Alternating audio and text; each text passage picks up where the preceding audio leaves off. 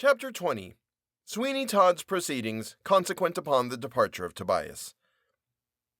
We left the barber in his own shop, much wondering that Tobias had not responded to the call which he had made upon him, but yet scarcely believing it possible that he could have ventured upon the height of iniquity, which we know Tobias had really been guilty of. He paused for a few moments and held up the light which he had procured, and gazed around him with inquiring eyes, for he could, indeed, scarcely believe it possible that Tobias had sufficiently cast off his dread of him, Sweeney Todd, to be enabled to achieve any act for his liberation. But when he saw that the lock of the parlor door was open, positive rage obtained precedence over every other feeling. "The villain!" he cried. "Has he dared really consummate an act I thought he could not have dreamt of for a moment? Is it possible that he can have presumed so far as to have searched the house?"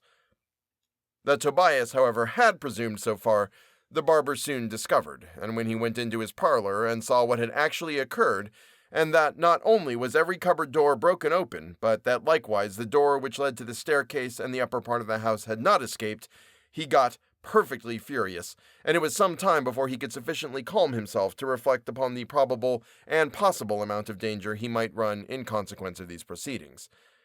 When he did, his active mind at once told him that there was not much to be dreaded immediately, for that most probably Tobias, still having the fear before his eyes of what he might do as regarded his mother, had actually run away, and, "In all likelihood," muttered the barber, "he has taken with him something which would allow me to fix upon him the stigma of robbery. But that I must see to." Having fastened the shop door securely, he took the light in his hands and ascended to the upper part of his house. That is to say, the first floor, where alone anything was to be found. He saw at once the open bureau, with all its glittering display of jewels, and as he gazed upon the heap, he muttered, "I have not so accurate a knowledge of what is here as to be able to say if anything be extracted or not. But I know the amount of money if I do not know the precise number of jewels which this bureau contains." He opened a small drawer which had entirely escaped the scrutiny of Tobias, and proceeded to count a large number of guineas which were there. "These are correct," he said when he had finished his examination.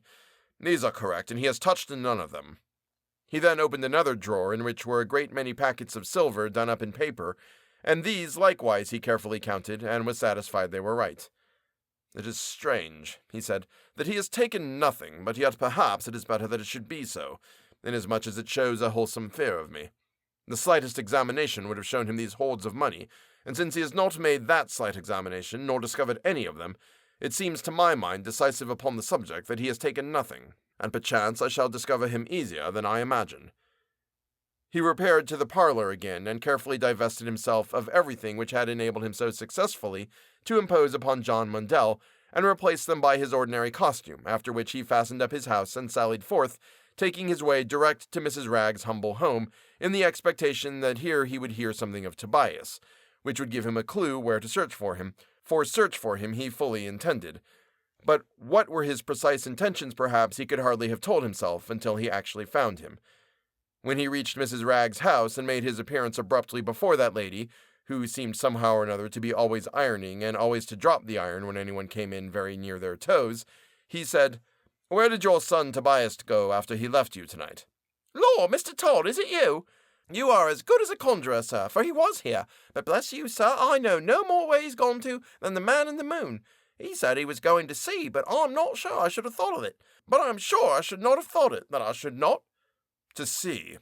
Then the probability is that he would go down to the docks, but surely not tonight. Do you not expect him back here to sleep?" "Well, sir, that's a very good thought of yours, and he may come back here to sleep, for all I know to the contrary." "But you do not know it for a fact?" "He didn't say so, but he may come, you know, sir, for all that." "Did he tell you his reason for leaving me?" "Indeed, no, sir. He really did not, and he seemed to me to be a little bit out of his senses." "Oh, Mrs. Ragg," said Sweeney Todd, "there you have it. From the first moment that he came into my service, I knew and felt confident that he was out of his senses. There was a strangeness of behavior about him which soon convinced me of that fact, and I am only anxious about him in order that some effort may be made to cure him of such a malady, for it is a serious and a dreadful one, and one which, unless taken in time, will be yet the death of Tobias." These words were spoken with such solemn seriousness that they had a wonderful effect upon Mrs. Ragg, who, like most ignorant persons, began immediately to confirm that which she most dreaded. "Oh, it's too true," she said. "It's too true. He did say some extraordinary things tonight, Mr. Todd, and he said he had something to tell which was too horrid to speak of. Now, the idea, Mr. Todd, of anybody having anything at all to tell and not telling it at once is quite singular." "It is, and I am sure that his conduct is such you never would be guilty of, Mrs. Ragg. But hark, what's that?" "It's a knock, Mr. Todd." "Hush, stop a moment. What if it be Tobias?" "Well, gracious goodness, it can't be him, for he would have come in at once." "No, I slipped the bolt of the door because I wished to talk to you without observation. So it may be Tobias, you perceive, after all.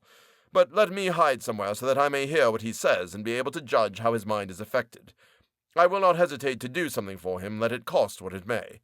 "Well, there's the cupboard, Mr. Todd. To be sure, there's some dirty saucepans and a frying pan in it, and of course it ain't a fit place to ask you to go into." Never mind that. Only you be careful, for the sake of Tobias's very life, to keep secret that I am here." The knocking at the door increased each moment in vehemence, and scarcely had Sweeney Todd succeeded in getting into the cupboard along with Mrs. Ragg's pots and pans, and thoroughly concealed himself, when she opened the door. And sure enough, Tobias, heated, tired, and looking ghostly pale, staggered into the room. "Mother," he said, "I've taken a new thought, and I've come back to you." "Well, I thought you would, Tobias, and a very good thing it is that you have. Listen to me. I thought of flying from England forever, and have never again set foot upon its shores. I have altered that determination completely, and I feel now that it is my duty to do something else." "To do what, Tobias?" "To tell all I know, to make a clean breast, Mother, and let the consequences be what they may, to let justice take its course." "What do you mean, Tobias?" "I have come to a conclusion that what I have to tell is of such vast importance, compared with any consequences that may arise from the petty robbery of the candlestick, which I ought not to hesitate a moment in revealing everything." But my dear Tobias, remember that it is a dreadful secret, and one that must be kept." "It cannot matter, and besides, it is more than probable that by revealing what I actually know, and which is of such great magnitude, I may, Mother, in a manner of speaking, perchance completely exonerate you from the consequences of that transaction. Besides, it was long ago, and the prosecutor may have mercy. But be all that how it may, and the consequences what they may, I must and will tell what I know now." "But what is it, Tobias, that you know?" "Something too dreadful for me to utter to you alone.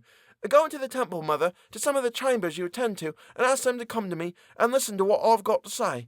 They will be amply repaid for their trouble, for they will hear that which may, perhaps, save their own lives." "He is quite gone," thought Mrs. Ragg, "and Mr. Todd is correct. Poor Tobias is as mad as he can be." Alas, Tobias, why don't you try to reason yourself into a better state of mind? You don't know a bit what you are saying, any more than the man in the moon." "I know I'm half mad, Mother, but yet I know what I'm saying well, so do not fancy that it is not to be relied upon. But go and fetch someone at once to listen to what I have to relate." "Perhaps," thought Mrs. Ragg, if I were to pretend to humour him, it would be as well, and while I'm gone, Mr. Todd can speak to him." This was a bright idea of Mrs. Ragg's, and she forthwith proceeded to carry it into execution, saying, "Well, my dear, if it must be, it must be, and I will go. But I hope while I have gone, somebody will speak to you and convince you that you ought to try to quiet yourself." These words Mrs. Ragg uttered aloud for the special benefit of Sweeney Todd, who, she considered, would have been there to take the hint accordingly. It is needless to say he did hear them, and how far he profited by them we shall quickly perceive. As for poor Tobias, he had not the remotest idea of the close proximity of his archenemy. If he had, he would quickly have left that spot where he might well to conjecture so much danger awaited him. For although Sweeney Todd, under the circumstances, probably felt that he dared not take Tobias's life, still he might exchange something that could place it in his power to do so shortly, with the least personal danger to himself. The door closed after the retreating form of Mrs. Ragg, and as, considering the mission she was gone upon, it was very clear some minutes must elapse before she could return, Sweeney Todd did not feel that there was any very particular hurry in the transaction. "What shall I do?" he said to himself. "Shall I await his mother's coming again and get her to aid me, or shall I, of myself, adopt some means which will put an end to trouble on this boy's account?" Sweeney Todd was a man tolerably rapid in thought, and he contrived to make up his mind that the best plan, unquestionably, would be to lay hold of Tobias at once, and so prevent the possibility of any appeal to his mother becoming effective. Tobias, when his mother left the place, as he imagined, for the purpose of procuring someone to listen to what he considered to be Sweeney Todd's delinquencies, rested his face upon his hands and gave himself up to painful and deep thought. He felt that he had arrived at quite a crisis in his history, and that the next few hours could not surely but be very important to him in their results, and so they were indeed, but not certainly exactly in the way that he all along anticipated, for he thought of nothing but of the arrest and discomfiture of Todd, little expecting how close was his proximity to that formidable personage. Surely, thought Tobias, I shall, by disclosing all that I know about Todd, gain some consideration from my mother, and after all, she may not be prosecuted for the robbery of the candlestick. For how very trifling is that affair compared to the much more dreadful things which I more than suspect Sweeney Todd to be guilty of. He is, and must be, from all that I have seen and heard, a murderer, though how he disposes of his victims is involved in the most complete mystery, and is to me a matter past all human power of comprehension. I have no idea even upon that subject whatever. This, indeed, was a great mystery, for even admitting that Sweeney Todd was a murderer, and it must be allowed that as yet we have only circumstantial evidence of that fact, we can form no conclusion from such evidence as to how he perpetrated the deed, or how afterwards he disposed of the body of his victim.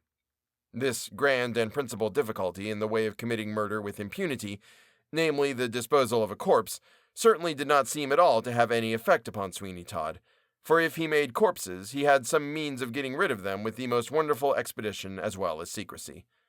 He is a murderer, thought Tobias. I know he is, although I've never seen him do the deed, or seen any appearances in the shop of a deed of blood having been committed.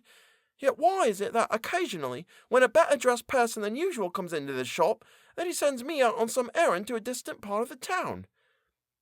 Tobias did not forget, too, that on more than one occasion he had come back quicker than he had been expected, and that he had caught Sweeney Todd in some little confusion, and seen the hat, the stick, or perhaps the umbrella of the last customer quietly waiting there, although the customer had gone.